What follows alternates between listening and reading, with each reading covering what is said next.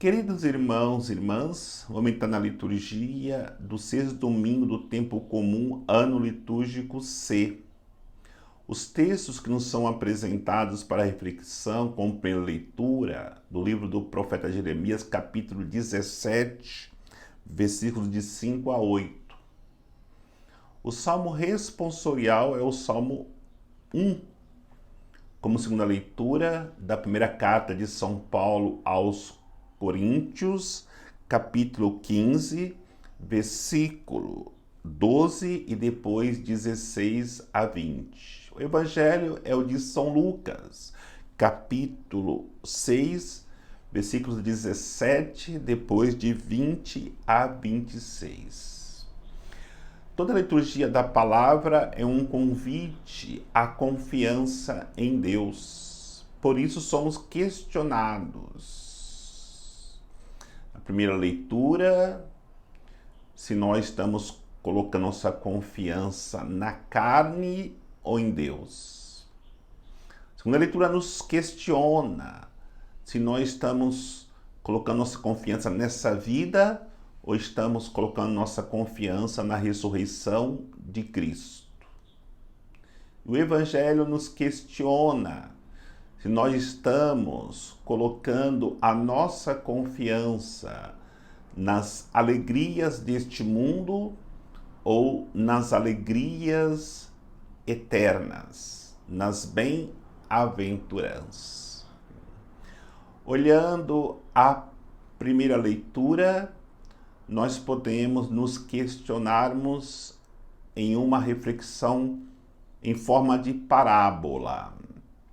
Se nós fôssemos uma árvore, nós gostaríamos de ser plantados no deserto ou na beira do rio, onde a água para nos dar seiva e para nos dar vida. É claro que todos nós vamos responder que preferíamos sermos plantados na beira do rio.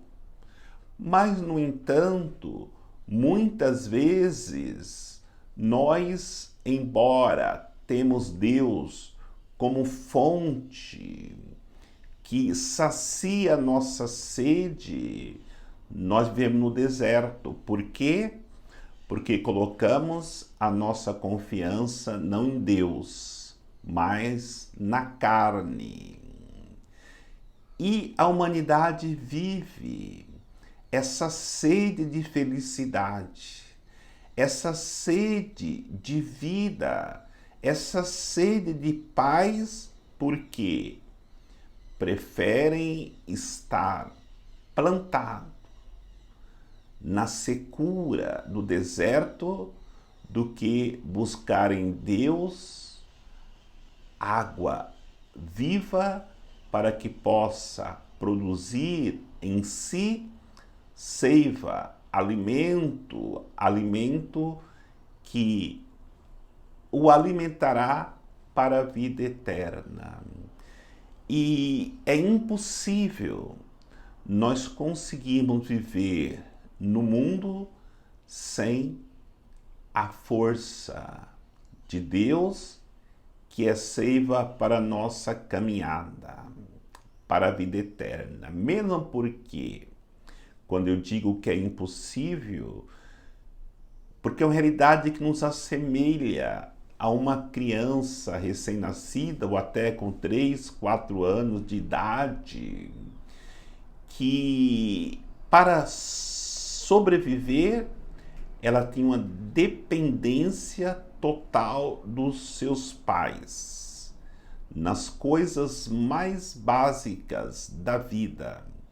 Como uma criança pode se alimentar se não for com a ajuda dos seus pais?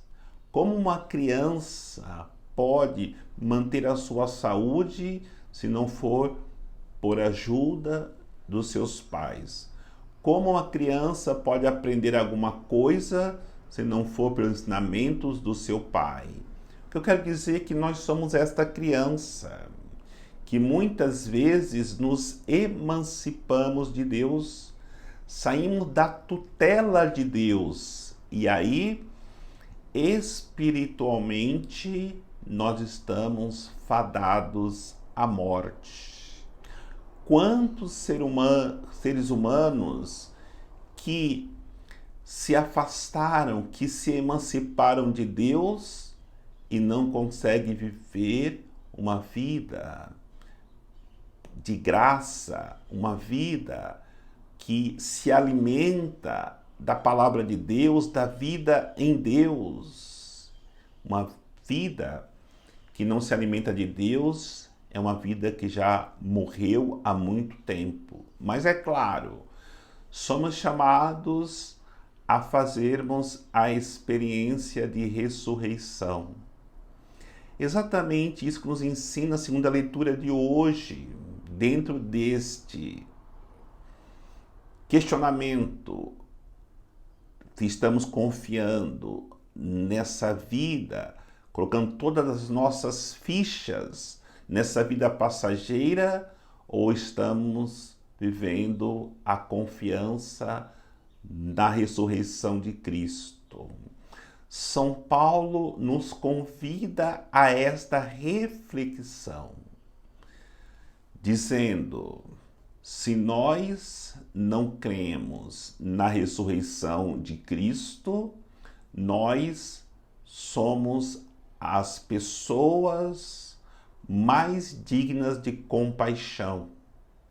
Porque se Cristo não ressuscitou, a nossa fé é vã.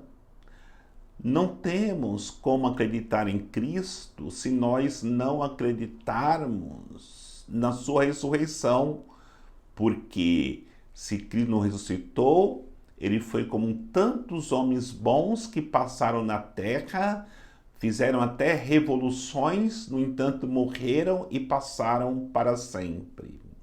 Agora, quando nós acreditamos na ressurreição de Cristo, nós vivemos profundamente esse mistério. E qual é esse mistério? Senão a Páscoa.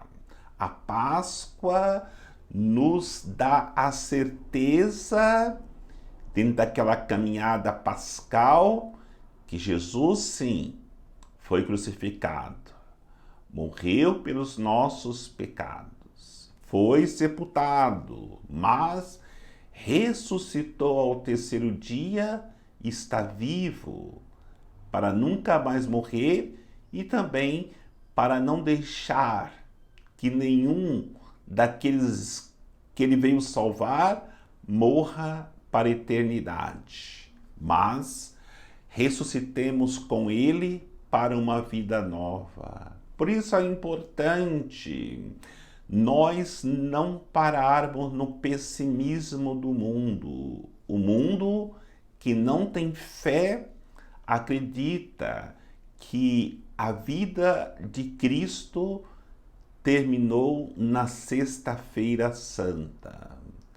São Paulo nos ensina, a segunda leitura, que Cristo, ele foi além daquilo que a morte tinha poder sobre ele, daquilo que a morte tinha poder sobre cada um de nós. O ir além é ressuscitar, porque fez totalmente a vontade do Pai, a vontade de Deus.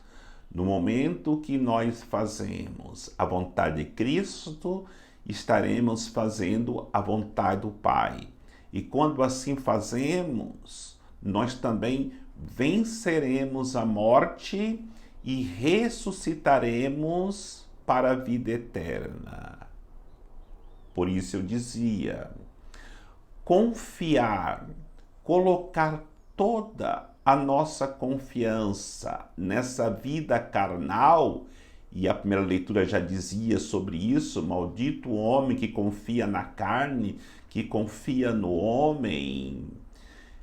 Nós não estaremos nos preparando para ressuscitarmos com Cristo e com Ele vivermos depois desta vida na eternidade, na alegria plena. E falando de alegria plena, exatamente isso que o Evangelho nos ensina a buscar. Bem-aventurado ou aventurança quer dizer exatamente esta busca da beatitude, buscarmos viver uma vida alegre. Mas temos esse combate que todos os dias nós enfrentamos entre buscar as coisas de Deus, que muitas vezes é mais difícil, e vivermos aquilo que o mundo nos oferece.